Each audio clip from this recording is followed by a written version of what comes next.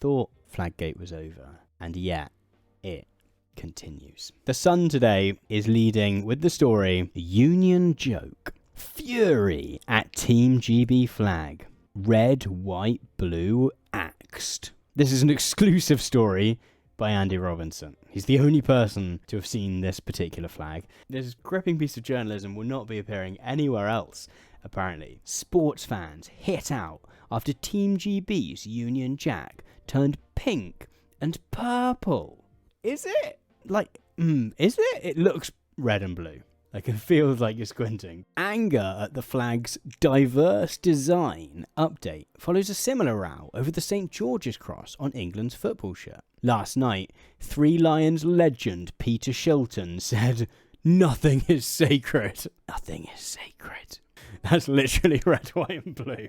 So, what's happened is that they've turned the flags woke. The flags, they've gone woke. This is Andy Robinson, Sun journalist, lives in Brighton. It does always fascinate me when you find people who are not the demographic. This chap would not read the Sun. Maybe I'm wrong in this. I do find it interesting where when you look up the journalist that has written an article for the Sun or the Daily Mail, and rather than being the 65, 70-year-old ball of rage that you're expecting to see, you actually find someone who is 25. Let's not fully assume that Andy Robinson, reporter at The Sun, just because he's younger than one might expect and is doing a fun thing with glasses, let's not assume that he definitely doesn't care and deeply believe that the flags have gone woke and that's bad. But it does fascinate me, the people who sign up to be journalists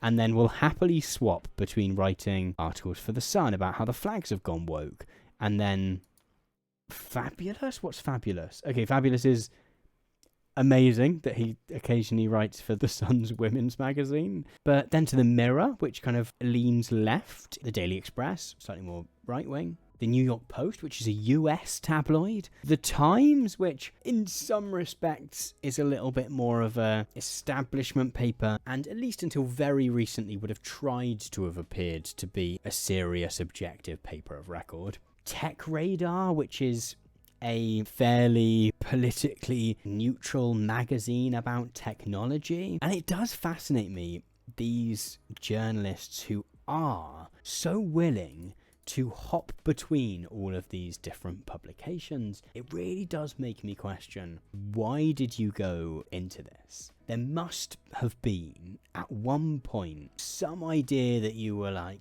going to speak truth to power, or at the very least, I'm going to write interesting articles about things that matter. And it's worth saying that everyone needs a job. We can't all 100% choose where we find employment and therefore cash. But you don't have to work for The Sun. And I just find it fascinating, these journalists that will just happily hop between newspapers of deeply different political viewpoints. Do you think it's a bit depressing? But anyway, this is a continuation of a saga which kicked off last week. Nike released the new England football shirt ahead of the Euros in the summer, which is exciting. International football is fun. There's just enough of it to get invested in, and then presuming that your team kind of progresses some of the way to kind of get your hopes up and then be horribly disappointed when it all goes wrong. So Nike released the new kit, and it looks a little bit like this. And looking at this kit, you'll be like, oh, this is a fairly standard England football kit. It's a white strip. It has some blue on it. That's fairly standard. A little bit of red. They tend to have blue on them more often than they have red, I think, on the kind of, this is the home kit. It has the FA shield there. It has the star above the FA shield. But it does the job. It does the job. Mostly just looks standard. What you may not have noticed is that on the back, there is an absolutely tiny flag on the kind of nape. Is this the nape of the neck? It is. This is the nape of the neck. There is a little flag. And broadly speaking, this is meant to be the St. George's Cross, right, which is the flag of England. And people have gone mad about it. There has been so much confected outrage about this tiny little cross. Look how small this is on the shirt. There's been so much confected outrage about this.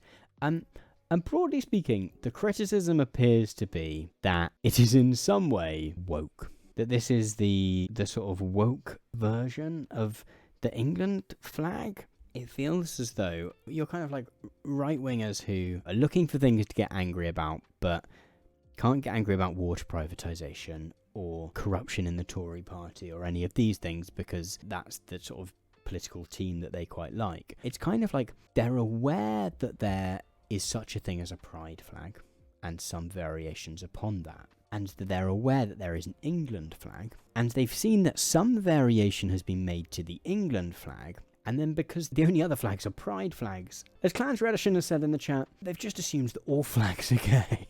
2 flags. England. Gay. So I've talked on the stream a little bit before about how the royal family serves like a really good purpose for the right-wing press in the UK, because whenever like anything bad happens, or whenever like the Tories are doing a bad thing that like the kind of press need to distract from, they can usually confect some kind of drama about the royal family. And if there's nothing that they can report on that isn't just Tory corruption or something, they can at the very least go, King Charles visited a school, or something like that. And this very much has fulfilled a very similar role over the last week or so.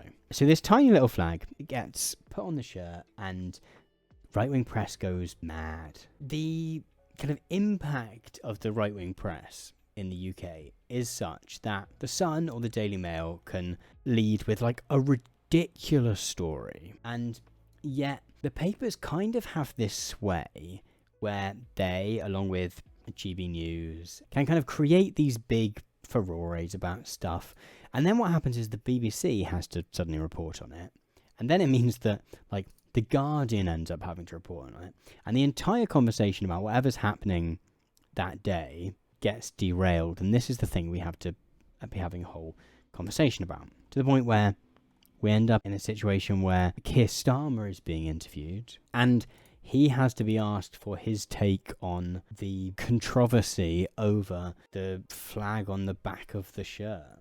Keir Starmer in football is fascinating to me because, by all accounts, Keir Starmer genuinely really likes football. He's a season ticket holder at Arsenal, and like by all accounts, he loves playing five-a-side on a Sunday. But he's so insincere with every other like answer he gives to interview questions, with every other like opinion he has. Like, every time he's asking a question, he like you can see him like triangulating his answer to try and like work out how to disappoint the smallest number of people, or how to kind of say words without really saying anything. And it leads to this situation where his genuine love of football ends up coming across as really insincere. There is this sort of history of politicians having to pretend to like football, because it's like the UK's national game, and therefore if you're David Cameron, it doesn't matter if you don't care about football at all. You kind of have to pretend to have a football team and to sort of pretend to be kind of into it a bit. And that, combined with the fact that Keir Starmer is so insincere and question avoiding about everything else, means that even when he talks about football, a thing that, again, there is heaps of evidence to suggest he genuinely really loves, it nevertheless comes across like he's bullshitting. But so this story is kind of continued. Are the FA going to pull this kit because of the woke flag or something?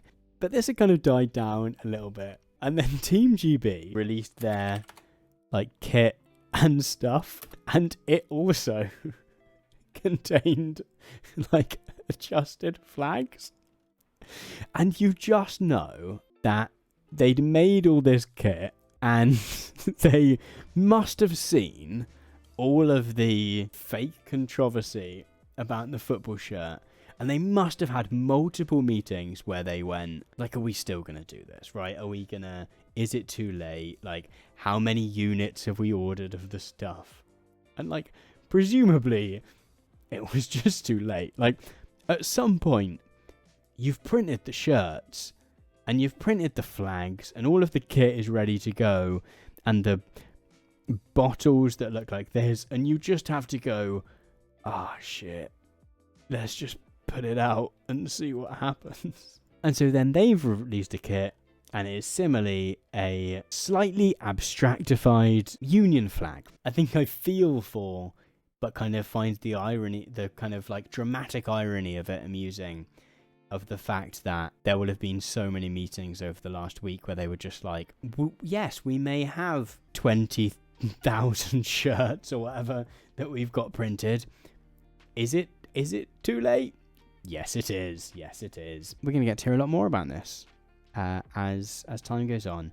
And I, for one, can't wait to hear more about the woke flags.